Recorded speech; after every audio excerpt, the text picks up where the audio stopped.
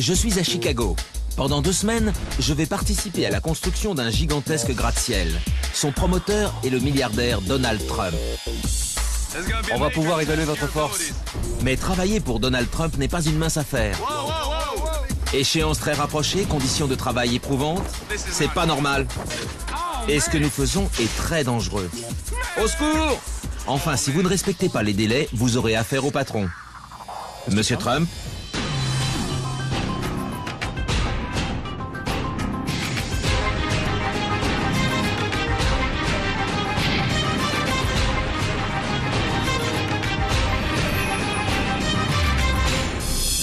Aujourd'hui, c'est mon premier jour de travail, mais je préférerais être ailleurs. C'est pas une bonne idée. Je suis en train de grimper sur une grue à tour qui se dresse à 150 mètres au-dessus de Chicago. Je voulais avoir une vue panoramique sur le chantier le plus ambitieux de Donald Trump. Une tour luxueuse de 96 étages, qui devrait bientôt être l'une des plus hautes du monde. Mais cet engin est sournois. Cette grue bouge. Elle n'arrête pas de bouger. Je ne pensais pas que ce serait si pénible.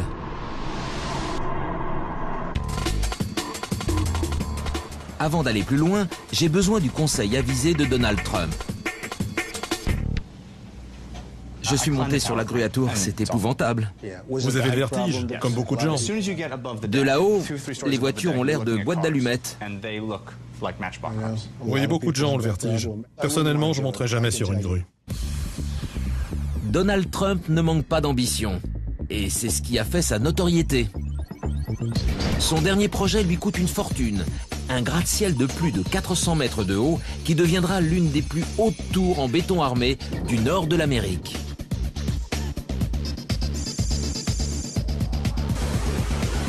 Donald Trump s'est engagé dans un projet immobilier destiné à faire date. La silhouette arrondie de la tour, ses lignes verticales et ses décrochements sont surprenants. Mais ce bâtiment dynamique est aussi une construction ingénieuse, conçue pour déjouer les vents. Au total, un projet de 600 millions d'euros combinant hôtels et appartements. Jamais l'immobilier de la ville n'aura atteint des prix aussi élevés. Ce sera peut-être ma plus grande réussite. Ou sa plus grande erreur, si ce projet pharaonique n'est pas achevé dans les temps. La vitesse est essentielle. Sans vitesse, rien ne se fait. Et pour réussir, il faut aller vite. Je veux de la qualité, je veux aussi de la rapidité. Pour aller vite, Donald Trump gère 3 chantiers simultanément. Au sommet, les ouvriers foncent vers le ciel en construisant 2 étages à la fois. Ils utilisent une méthode de construction décalée. En dessous, les équipes chargées du mur rideau forcent le rythme pour revêtir la tour de sa peau de verre scintillante.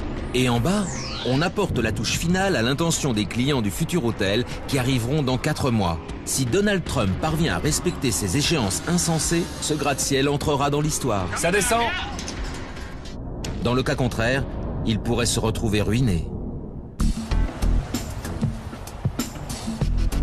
Miser sur la vitesse est très risqué, surtout quand on construit un bâtiment de cette taille.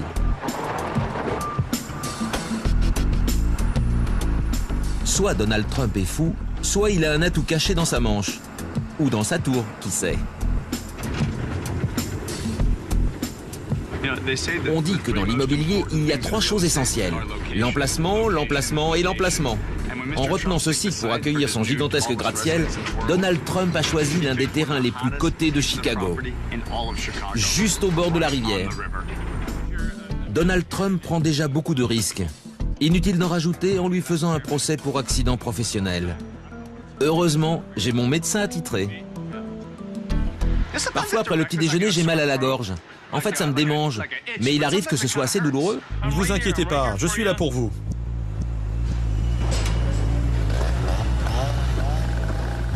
Tout en haut, le chantier est en activité.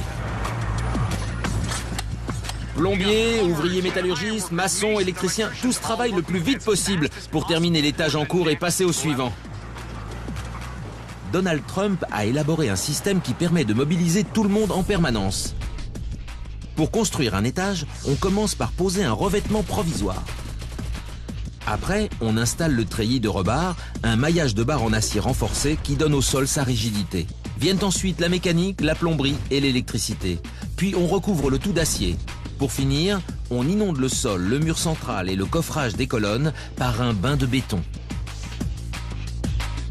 L'astuce de Donald Trump, c'est qu'il décale les différentes tâches. Pendant qu'à un étage on coule le béton, on entame déjà l'étage suivant. Il y a une dynamique constante. Voilà comment construire 96 étages sans jamais s'arrêter. Pour le moment, les ouvriers métallurgistes se dépêchent de poser le treillis de rebar avant la phase de bétonnage prévue demain matin. Comment prépare-t-on le sol à recevoir le béton? 1. On monte le rebar jusqu'à l'étage concerné. 2. On l'étend. 3. On le fixe, après quoi on peut couler le béton. Ça vient? La première fois que j'ai transporté de l'acier, j'avais les épaules en sang. Vraiment? Ouais, Depuis combien de temps faites-vous ça? 11 ans. 11 ans? Ouais, Quel âge avez-vous? 29 ans. Vous avez commencé à 18 ans? Ouais. Bon, allons-y. On va vous donner des choses à transporter. Vous avez l'air costaud. Elles sont pas trop lourdes. Trouvez votre centre. Mon centre? Ensuite, vous soulevez et vous mettez sur l'épaule. Voilà, c'est tout. Bon boulot. Ok, c'est bon. Parfait, ça va? Super. Ça tient le dos? Le dos tient bon. Parfait, suivez Marc. On a du chemin à faire, alors suivez-moi. C'est pas une bonne idée, ça. Faites attention, vous mettez les pieds. Ouais, attention. Ce n'est pas une épreuve pour débutants. Les grues à tours sont constamment sollicitées. Les tiges de rebar sont déposées sur la plateforme. Ensuite, les ouvriers les répartissent manuellement sur les 2000 mètres carrés de surface. Et voilà. Ces tiges sont incroyablement lourdes. J'avais l'impression qu'on me vissait dans le sol. J'ai sûrement perdu quelques centimètres. Sûrement, oui. Avant, je mesurais plus de 1,90 m. Ensuite, Marc convoie les pièces les plus lourdes. Des barres de 9 mètres pesant chacune une trentaine de kilos. Deux possibilités. Soit on fait 2 voyages avec 2 barres, Ou bien, ou un seul voyage avec 4. Mais je suis pas sûr que vous soyez prêt à en porter 4 d'un coup. il le faudra bien, on a du boulot. Oui, c'est sûr. Le béton arrive demain à 6 h. Demain matin. Oui, à 6 h. On a encore 6 à 7 heures de travail pour poser les rebars. Ah oui. Bon, On tente les 4? va pour 4 barres. Bon, alors on le fait. Allons-y. On va pouvoir évaluer votre force. C'était une mauvaise idée. Oui, très mauvaise idée. Ça va aller? Oui, ça va.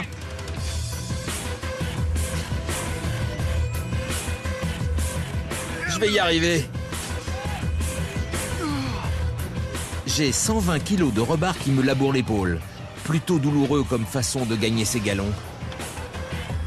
Ok, arrêtez. Ok, Vous pouvez décharger. chouette. Bon boulot. Vous êtes costaud. Ça en fait des barres. C'est lourd. Est-ce qu'on peut se déplacer le foie à force de porter ça? C'est une sensation normale. Tous les ouvriers métallurgistes connaissent ça. Bon, allons fixer quelques rebars. On attache chaque tige à celle qui se trouve en dessous. Et après? Quand on coulera le béton, tout restera bien en place. Ok. Montrez-nous vos talents. Allez, faites-en encore 1000. D'accord.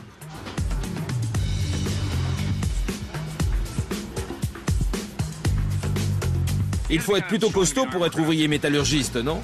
C'est sûr. Pour être architecte, c'est moins utile. C'est vrai. On joue avec des crayons, des compas, des trucs de ce genre, des calculatrices. Vous croyez que vous pourriez me vaincre au bras de fer? Ouais, j'en suis sûr. Bon, on va voir ça. Ma dernière leçon du jour. Si vous provoquez un ouvrier métallurgiste, n'espérez pas qu'il batte en retraite. Je vais faire une partie de bras de fer avec le type de la télé. Pourquoi? On est des métallos, ça se fait, c'est tout. C'est bon, bien droit. À 3. 1, 2, 3. Il l'a eu, regardez. Il va t'avoir, Marc. Bravo. Bon boulot. Ils ont réussi à installer l'intégralité du treillis de rebar. Demain matin à 7 h, l'étage sera entièrement recouvert de béton. Chicago est la ville qui a inventé le gratte-ciel. Donald Trump risque sa réputation dans ce projet. J'espère que ce bâtiment plaira à la ville et aux spécialistes de l'architecture. Chicago a été le berceau d'architectes extraordinaires. Frank Lloyd Wright, Mies van der Rohe, Louis Sullivan. Mais depuis 1974, date de l'inauguration de la tour Sears, on n'a plus construit de bâtiments marquants. Jusqu'à ce jour, du moins. Et Donald Trump suit les usages de Chicago. Il a fait appel aux mêmes architectes que ceux qui ont érigé la tour Sears, rebaptisée aujourd'hui tour Sidis, et qui fut durant 30 ans le plus haut gratte-ciel du monde. Les 3 décrochements de la tour Trump sont placés à la hauteur de 3 de ses prestigieuses voisines. Le Wrigley Building à l'est, les Marina Towers à l'ouest et le Building IBM juste à côté. C'est une manière de rendre hommage à la ville. En ce moment, je me trouve au 29e étage avec mon ange gardien du jour. Il est aux petits soins pour moi.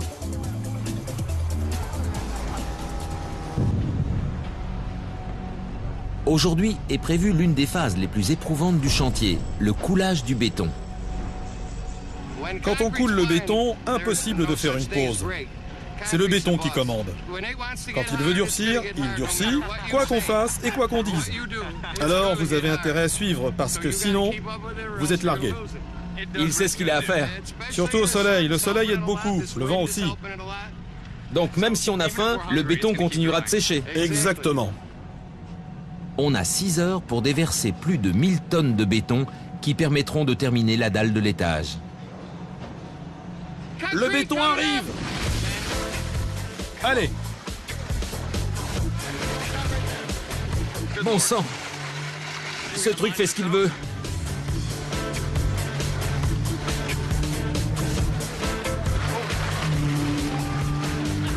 Je suis désolé. Allez, bougez-vous les gars! Vraiment désolé.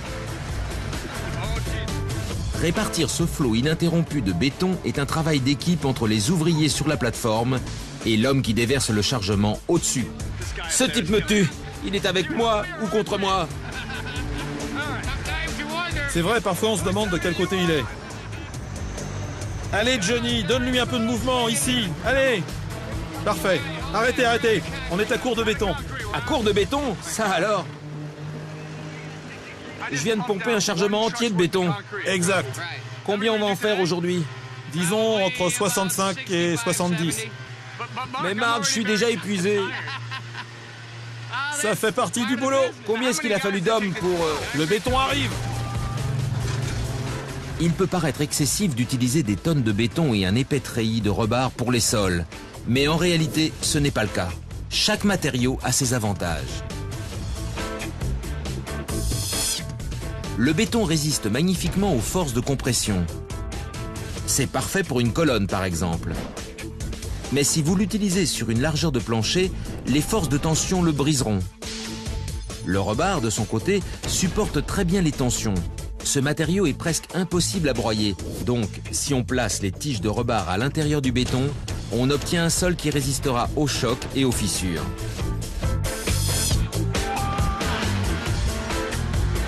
Il est temps enfin de souffler un peu. Plus de béton! Marc, qu'est-ce que ça fait du béton dans l'œil? C'est pas bon. Pas bon? Il ne faut surtout pas frotter. Il faut le retirer. Il contient des cailloux, du sable. Oui? Ça érafle l'œil quand on frotte. Docteur! Ok, Qu'est-ce qu'on fait? baissez la tête. Maintenant, je vais rincer votre œil. Oh là, qu'est-ce que vous faites? Ne vous inquiétez pas, détendez-vous. Voilà. Maintenant, roulez de l'œil. Roulez de l'œil. Ouvrez-le. Ça a marché? Je crois. Bien, vous êtes guéri. Il faut que j'y retourne. Le temps est précieux.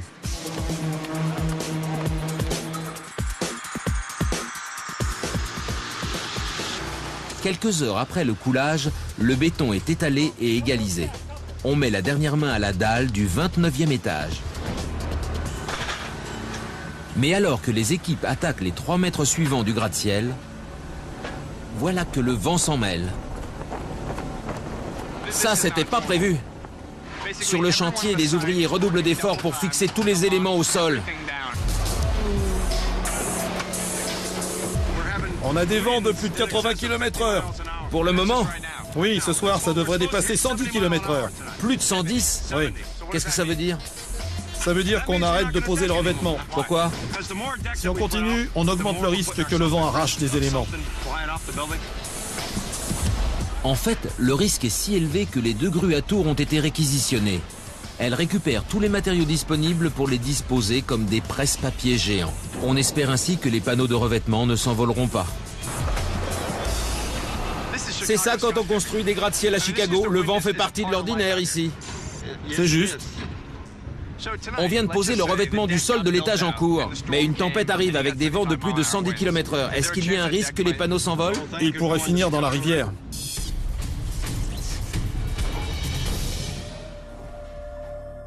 Le lendemain matin, je retourne sur le chantier.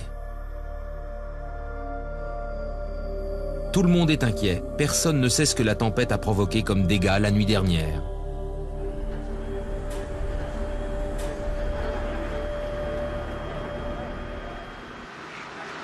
Alors Jimmy, dites-moi ce qui s'est passé. Quand je suis parti hier, il y avait des vents de 90 km/h. La météo annonçait qu'ils dépasseraient les 110 km/h. Et j'ai vu que vous attachiez tout. Vous espériez passer au travers? Quel est le résultat? Ça s'est bien passé, on avait tout fixé au sol. Quant au vent, ils sont restés dans les 90 km/h. Aucun morceau ne s'est envolé? Non, aucun. Vos précautions ont payé. Les gars ont vraiment fait du bon boulot. Mais il n'y a pas que de bonnes nouvelles. La tempête a occasionné un retard de presque une demi-journée. Les ouvriers n'ont pas pu finir la plateforme. Du coup, ils n'ont pas le choix. Il faut la terminer aujourd'hui.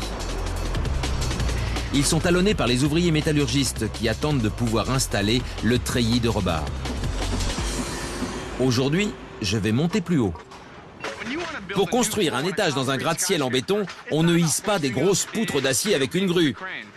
Non, on utilise cet engin. À la base, c'est un équipement de montage, une plateforme qui va servir de modèle pour l'étage suivant. On dirait des Lego pour grands enfants. C'est vrai? Merci beaucoup. Un petit plus, j'ai reçu une ceinture à outils. Cette ceinture est vide. Normalement, elle est équipée du nécessaire, un mètre ruban, de la craie, un marteau, des clous, etc. Là, j'ai juste une équerre. Bon, allons construire un gratte-ciel. Je vais rejoindre les ouvriers postés en haut de la tour. La vue est terrifiante. Première étape, il faut dresser des poteaux de soutien pour supporter la plateforme. Jack, attention! Le système est ingénieux. Il permet aux ouvriers de poser à la main les panneaux de revêtement et de les retirer tout aussi rapidement. Ils nous attendent. On y va? Mais parfois, la vitesse se paie cher. Qu'est-ce qui s'est passé? Je me suis coupé, je sais pas avec quoi. Ce n'est pas une petite coupure de rien du tout. Ma ceinture à outils est peut-être vide, mais je suis accompagné d'un médecin. Peu après, Chris reprend sa place dans l'équipe.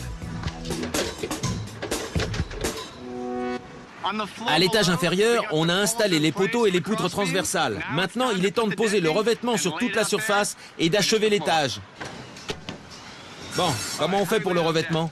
Alors, On fait comment? comme ça. Formidable. Maintenant, supposons que je n'ai pas vos muscles. Comment je fais?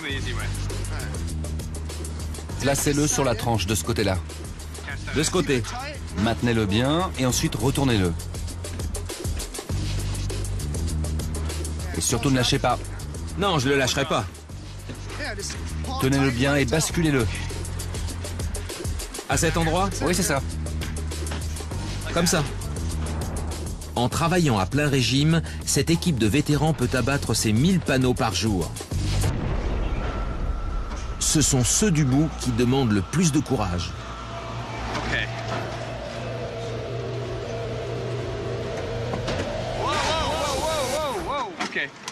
Ouh, ça fiche la trouille. Ils sont attachés. Ok, c'est bon. Alors, ce truc-là, c'est un panneau de revêtement. Là, il y a une poutre, et cette partie est en surplomb. Le problème, c'est que ça s'est mis à basculer. Mais il y a une chaîne qui retient le tout pour éviter que ça ne tombe. Le panneau a bougé, la chaîne l'a rattrapé. Pendant quelques secondes, j'ai vu la catastrophe arriver, la chute. Finalement, même avec ma technique, on est arrivé à installer les derniers panneaux. Le 30e étage est prêt pour l'acier.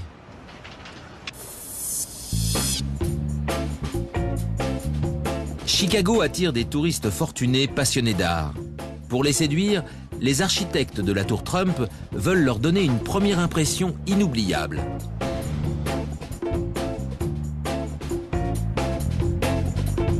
Pour cela, ils ont importé plus de 800 000 € de pierre calcaire d'Italie et construit un hall ahurissant. Le coût faramineux du projet doit être amorti le plus vite possible. Comme il s'agit d'un projet très coûteux qui doit être mené à son terme dans les meilleurs délais, Donald Trump a imaginé un système d'occupation progressive des lieux. Il reste 60 étages à bâtir au-dessus de moi, mais les gens vont commencer à emménager dans la tour d'ici 4 mois. En d'autres termes, l'achèvement du hall est une priorité.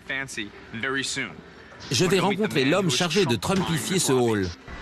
Dominique? Oui. Bonjour, je suis Danny. Bonjour Dan. Ravi de vous rencontrer. Moi de même. Alors, qu'est-ce qu'il y a dans cette caisse? De la pierre calcaire? Oui, les morceaux sont numérotés, ça nous indique à quel endroit du hall on les place. Alors, chaque morceau porte un numéro, les plans indiquent où les disposer, et vous rassemblez les pièces du puzzle. C'est exactement ça, ça ressemble à un puzzle. Un puzzle très cher. Très cher. Alors, si je fais tomber un de ces morceaux, Vous aurez de gros ennuis. je vous attendais. Quand vous voulez. 1, 2, 3. Attention où vous mettez les pieds. Oui. Évitons de laisser tomber la pierre calcaire de Monsieur Trump. Vous êtes prêts? Oui. Ça y est? Attendez, juste un instant. Oui, c'est bon. Et voilà. Bien, Dominique. Comment vous y prenez-vous pour fixer la pierre au mur? On utilise une perceuse, il faut percer bien à l'horizontale. Il y a un petit embout du côté face. Si vous allez trop loin en perçant, vous traversez la pierre. Monsieur Trump serait furieux. En fait, c'est ce qu'il y a de plus dur à réussir. Magnifique. Dans les trous qu'on a percés, on place des crochets en cuivre qui permettent de fixer solidement la pierre au mur. Maintenant, on creuse une entaille au dos de la pièce et on l'accroche, comme ça. Ça m'a l'air bien. Voyons voir. Parfait. Très joli. Vous voyez comment ça se fixe? Vous êtes prêts? Cette pierre calcaire qui vient d'Italie est-elle vraiment indispensable? Attention où vous marchez. Pour Donald Trump, c'est une nécessité. Les clients fortunés ont des attentes élevées.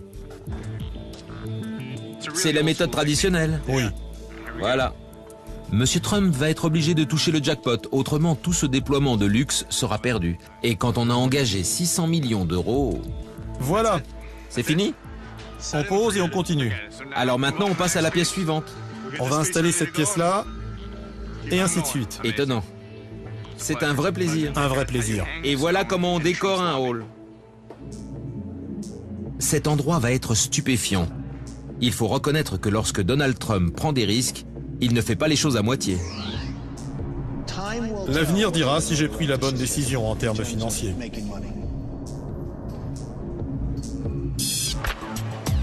Dans la tour Trump, le béton est roi. Au final, plus de 19 000 chargements de béton auront été livrés sur le chantier. Si le flot de camions s'interrompt, la construction cesse du même coup. Cela signifie que les ouvriers de la tour Trump ne sont pas les seuls à fonctionner en sur-régime. Je me trouve à 3 km du chantier dans une entreprise de béton.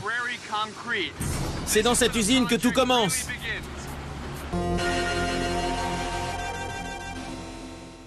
C'est là qu'on fabrique la moindre parcelle de béton expédiée sur le chantier.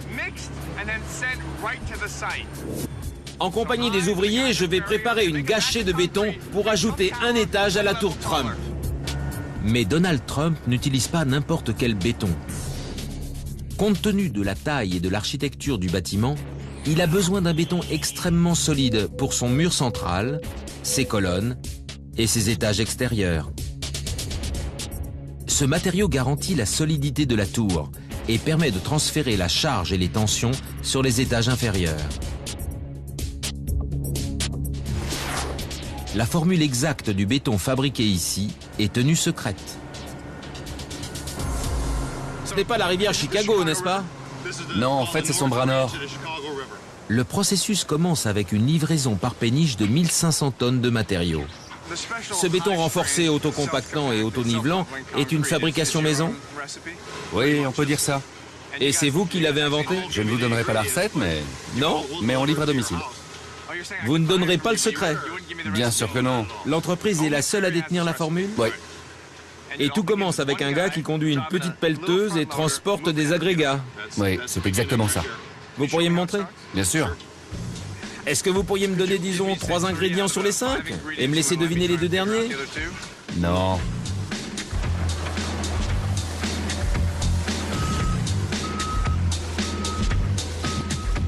Ça paraît simple, hein? On empile les pierres, la pelleteuse arrive, elle se serre. Ils font du béton sans s'arrêter toute la journée. Baissez-la, c'est votre ceinture de sécurité. Baissez-la complètement. Mais pour l'instant, ne touchez à rien. Essayez juste les pédales pour savoir ce que vous allez faire en premier. Compris? J'arrive, chérie! Baissez la benne.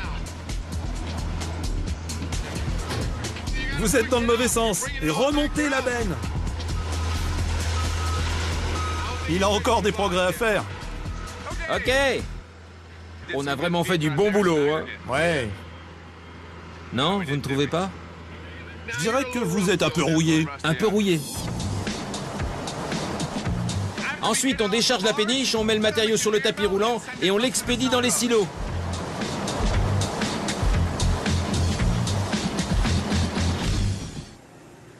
Keith, on a rempli le silo. Oui. Qu'est-ce qu'on a ici? Environ 2000 tonnes de sable. 2000 tonnes de sable. On va commencer à aspirer le matériau hors du silo, il sera transporté dans l'usine et mélangé à cet ingrédient spécial dont vous me parlerez plus tard. Ouais. Ça ressort et ça donne du béton. Non, je vous en parlerai pas plus tard. Vous avez failli m'avoir. Et si je devinais, vous me répondriez oui ou non? Non. Même si je devinais? Je vous dirai même pas si vous brûlez. Par exemple, si je vous disais qu'il y avait du raisin? Non. Comment savez-vous qu'il y a du raisin? Ou alors du beurre de cacahuète? Alors là, vous gelez. Et de la banane plantain? En réalité, il n'y a pas qu'un seul ingrédient secret. Il y en a 5. Voilà, ça c'est le produit qu'on rajoute au béton. Oui, et c'est la combinaison spécifique de ces 5 substances ajoutées à votre béton particulier qui en fait un béton armé d'une solidité inédite. Exactement. Vous ne me révélerez pas la formule. Eh non. Tout se passe en fin de journée. L'eau, le ciment et les agrégats arrivent à cet endroit. On ajoute la formule secrète et le tour est joué. On obtient du béton armé spécial Trump. On peut y aller. Le béton est chargé sur les camions. Direction le chantier. C'est parti.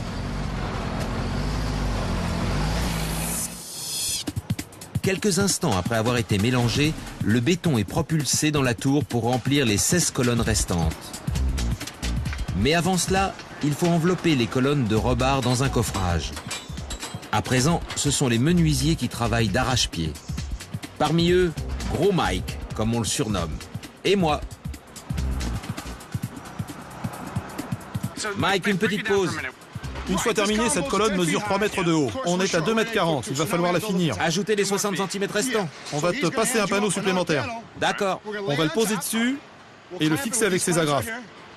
Ok? Voilà comment on procède. On va mettre 2 panneaux et on fixera le tout. Et quand ce sera fini, on pourra couler le béton. Voilà. Hissez le panneau. Mets-le ici, à gauche. Ok. Allez, on le monte. Voilà. Prends les agrafes. On installe le panneau, on fixe les agrafes et puis on se déplace. Le béton arrive. Qu'est-ce que t'attends? Va à côté. D'accord, allons-y. Ça arrive. On cogne. On cogne. Voilà. Sur la gauche. Sur la gauche. Au cours du travail, il se produit un accident. Oh là là!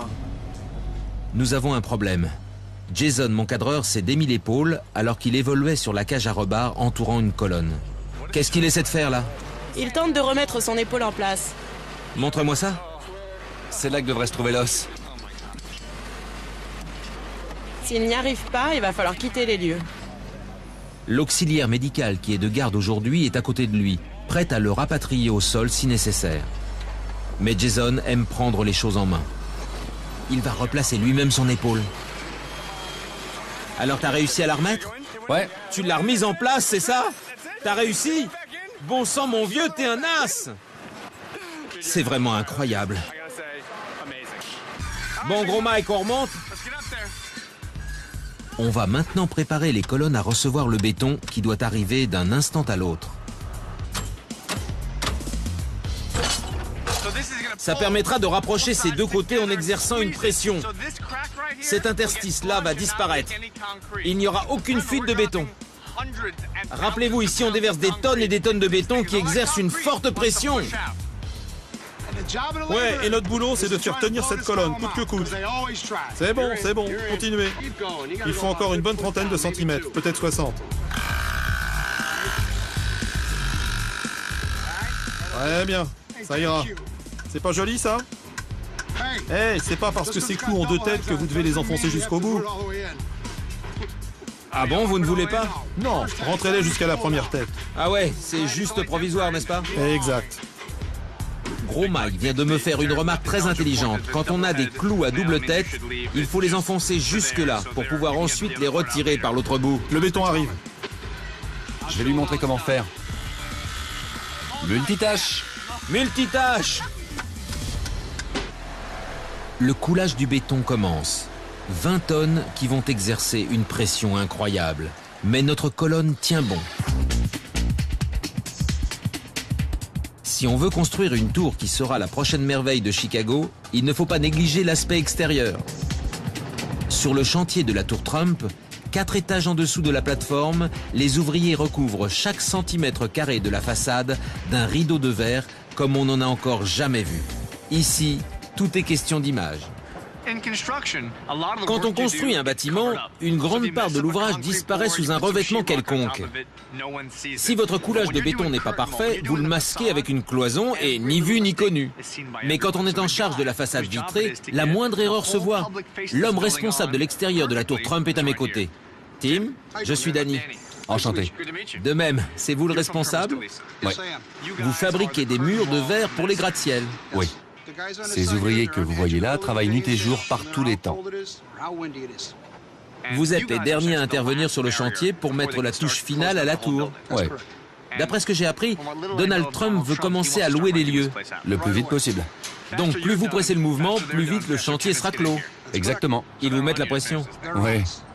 Si on veut tenir le rythme imposé, combien de temps faut-il pour installer cette baie là? Ça prend 25 minutes. Donc, à 3h moins 20, cette baie sera achevée. Oui, c'est ça. Bonjour Eric, je suis Danny. Bonjour Danny. Ravi de vous rencontrer. Ça vous fait peur d'être là? Non, j'aime ça. Vous aimez ça? Oui. Bon, attrapez un panneau Ok. et tirez-le vers moi. Enlevez le chariot. Chariot dégagé. C'est bien. Maintenant, les panneaux. Chacun de ces panneaux pèse 400 kilos. Ils sont manipulés par une grue installée à l'étage au-dessus. Bon, c'est le moment d'utiliser vos muscles, d'accord? D'accord. Tirez, tirez, tirez, attendez, voilà. Oh bon sang. Qu'est-ce qu'on fait? Laissez aller. Comment? Lâchez. D'accord. Je vais vous passer ça. Parfait. Je lâche. Lâchez. Je laisse aller. Ouais, parfait. Maintenant, attrapez ça. Et voilà, on a retourné le panneau. Alors, qu'en pensez-vous? J'ai la tremblote. J'ai la tremblote. Maintenant, surveillez ce côté pour pas qu'il s'ouvre. Ça a l'air bien. Ces panneaux sont munis d'un dispositif d'emboîtement. Ça permet de les installer en 2 temps 3 mouvements. Mais ils n'en sont pas moins solides et conçus pour résister à des vents de 320 km/h.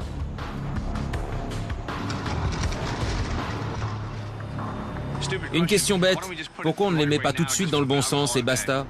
Parce que là, on a une très jolie pièce de métal qu'on ne veut pas abîmer. Ça? Oui. Donald Trump veut que ce magnifique aileron d'acier en forme de larme soit visible sur la façade. Exact. C'est pour ça qu'on procède ainsi. Ces ailerons sont purement décoratifs et ils valent 800 000 €. Leur seule fonction est de rehausser le cachet du bâtiment.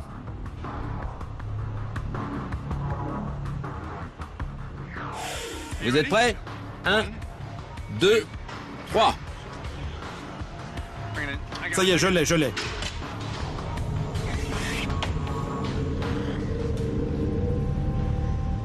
Il reste une vitre à installer pour achever l'ensemble, mais l'opération s'annonce très délicate.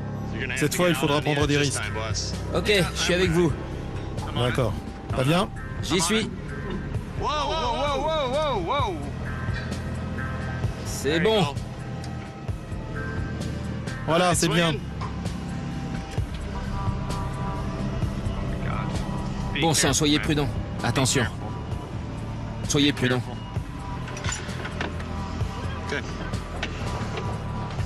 Comment ça va? Bien. Vous aimez ça? C'est la partie du travail que je préfère. Il est dingue.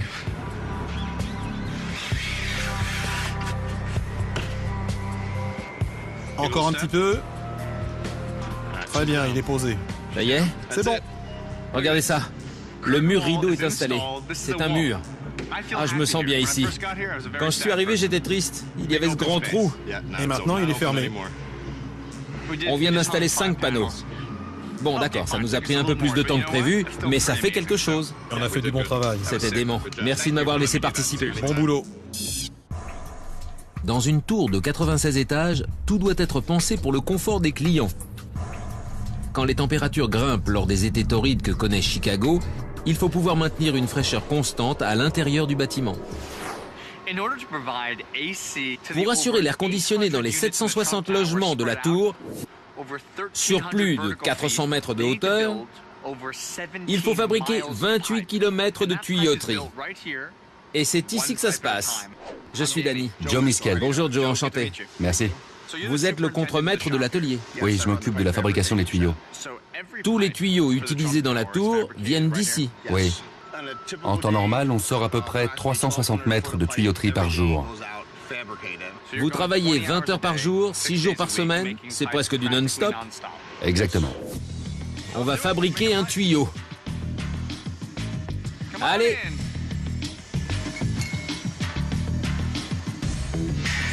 Il faut d'abord trouver la pièce dont on a besoin.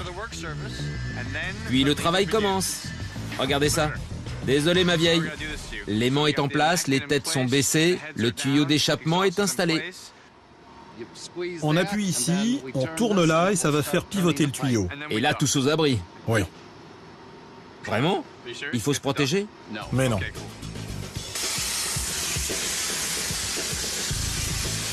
Cette lumière m'a ébloui. Larry est toujours vivant? On ne se connaît pas depuis longtemps, mais j'ai senti des affinités entre nous. Hé Larry, je ne crois pas que ce soit bon de fixer cette lumière. Ça va Larry? Juste un petit souci, mais ça peut se rattraper. Désolé, je vais clouer ce morceau. Vous le voyez? Prêt? Regardez. Maintenant. Ok. Je n'ai pas tout vu. J'ai dû en rater une partie. Et voilà. Larry est de la vieille école. Oh là là. Quel bruit! On peut vérifier que la coupe était correcte. Splendide. Tout juste. Maintenant que le tuyau a la bonne longueur, on va pouvoir l'envoyer à l'atelier de soudure.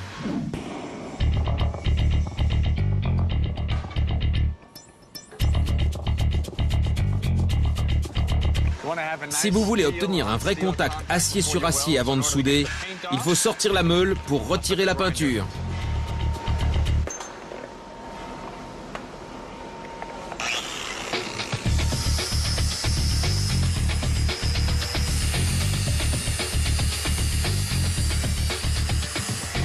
En la tenant comme ça ira mieux. Vous voulez bien que je le fasse? Bien sûr, allez-y.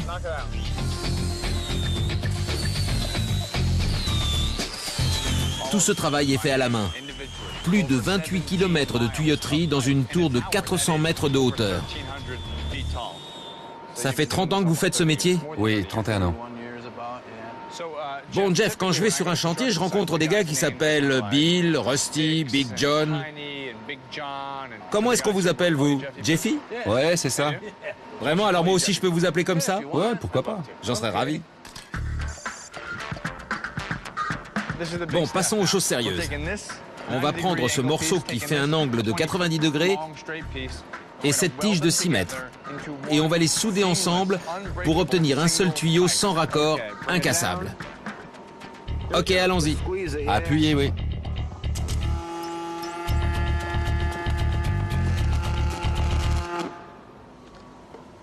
Qu'est-ce qui s'est passé? J'ai paniqué. Il n'y a pas de mal. Vous voulez finir? Bien sûr. Montrez-nous comment on fait.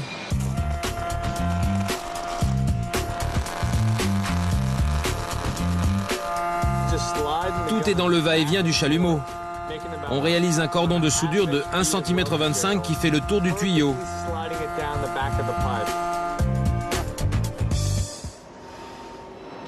Jeff, si je ne savais pas que c'est un homme qui a exécuté ce travail, je penserais que c'est l'œuvre d'une machine.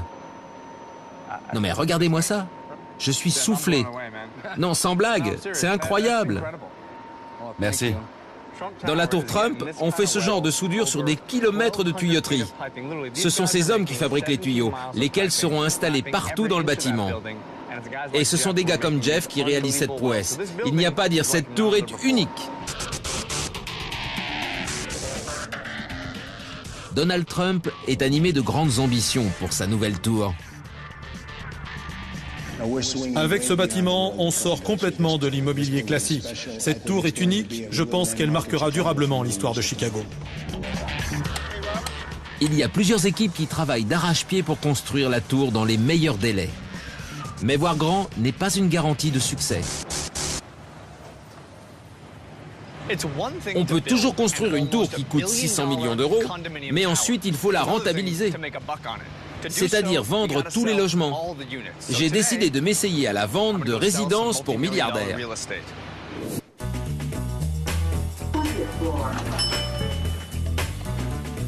C'est au 20e étage que se trouve l'agence chargée des opérations immobilières. Bonjour. Bonjour Danny. Enchanté. Bienvenue dans notre centre international de vente. Terry Proctor est la grande prêtresse de la vente recrutée par Donald Trump. Sa mission est de transformer un investissement de 600 millions d'euros en mine d'or. Terry, on ne pourrait pas construire cette tour sans ces hommes là-haut qui travaillent nuit et jour. Mais ce bâtiment n'aurait aucun avenir si vous ne vous occupiez pas de la vente des logements. Oui, ça fait partie du projet d'ensemble. Nous disposons d'une période de temps limitée.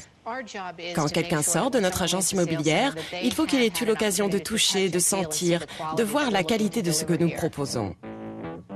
Et derrière cette porte, Danny, se trouve la salle de bain. Dans les appartements comme dans les chambres d'hôtel, les finitions doivent être parfaites. C'est vraiment très joli. Les appareils et les finitions sont haut de gamme. Et l'intérieur de qualité supérieure. Les équipements sont parfaitement aux normes. Et Donald Trump a tout payé de sa poche. Toutes nos prestations sont de qualité égale. Les 760 logements de la tour doivent être vendus au plus vite. Et sans rabais. Il y a toutes sortes d'aménagements originaux. Voilà pourquoi il a engagé Terry. Et elle a un sacré argumentaire de vente. Un studio, 800 000 €. Un 3 pièces, 3,5 millions d'euros. Et un appartement en terrasse, 7 millions d'euros. Pour moi, tout est dit. Je suis venu à Chicago en quête d'un gratte-ciel qui sorte de l'ordinaire. Mais à cette occasion, j'ai découvert que ce n'est pas seulement une question d'architecture. Matériaux de qualité supérieure, attention extrême portée aux moindres détails, rapidité d'exécution, présence continuelle de médecins sur le chantier, minimiser les risques pour maximiser les profits. Regardez tout ça tranquillement, je vous garantis que vous reviendrez. Vous êtes très forte, Terry. Je me demande si je ne vais pas casser ma tirelire. Venez par ici. Et là, qu'est-ce que c'est? Avec tout le travail que j'ai fourni pour construire cette tour, je me suis dit que je pouvais m'offrir une récompense. Salut papa, comment ça va? Salut. J'aurais besoin que tu m'envoies de l'argent. Un peu d'argent. D'accord. 200 000 euros. Tu es fou. On en a discuté, examiné toutes les options. Je n'ai pas pu m'acheter le 2 pièces, alors je me suis rabattu sur une place de parking.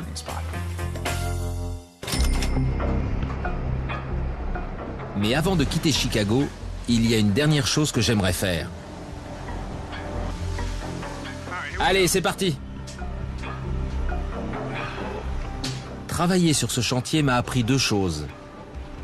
Premièrement, pour atteindre le sommet, il ne faut pas se laisser arrêter par quoi que ce soit. Et deuxièmement, il est impossible d'y arriver tout seul. Bravo, c'est vraiment très bien. Vous êtes embauché? Regardez, vous êtes arrivé jusqu'en haut. Oh là là, ce truc n'arrête pas de bouger. Vous vous en tirez très bien. C'est vrai, ça balance un peu. Encore quelques pas et vous y êtes. Ok, je continue. Voilà, c'est bien. Quoi de neuf, mon vieux? Je m'appelle Danny. Bonjour, Danny, je suis Kenny. Le perchoir de Kenny au-dessus du chantier joue un rôle absolument fondamental. Kenny manipule 2 leviers qui comportent chacun 6 boutons et des poussoirs. Ces leviers peuvent aller simultanément dans plusieurs directions. Kenny utilise aussi le téléphone. C'est bon pour la L. Voilà, Ça arrive. bien reçu. Kenny, vous êtes vraiment une star. Vous êtes littéralement au sommet. Voilà. C'est vraiment le summum. Le top, oui. Il y a des gens qui paient pour avoir une vue pareille. Ça, c'est du panoramique 360 degrés. Venez.